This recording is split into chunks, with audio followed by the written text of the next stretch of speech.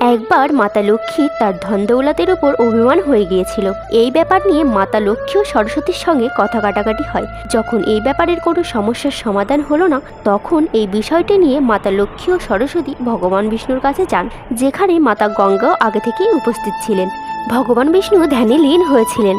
এটা দেখে মা লক্ষ্মী ভগবান বিষ্ণুর পাশে এসে বসেন, কিন্তু মাতা সরস্বতীকে কেউ বসার জন্য বলেন না। তারপর মাতা সরস্বতী লক্ষ্মীকে জিজ্ঞাসা করায় মাতা লক্ষ্মী বলেন, আমি প্রথম থেকেই ভগবান বিষ্ণুর হৃদয়ে বাস করি। মাতা গঙ্গাকে উনি তার চরণে স্থান দিয়েছেন, এখানে আর কোনো স্থান ফাঁকা নেই। তখন মাতা সরস্বতী এই অপমানে আরো ক্রোধিত হয়ে ওঠেন। মাতা সরস্বতী মাতা লক্ষ্মীকে অভিশাপ দেয় যে ধন সম্পদের উপর তোমার এত অভিমান, সেই ধন সম্পদ ছেড়ে তোমাকে পৃথিবীতে তুলসী গাছ রূপে জন্ম নিতে হবে।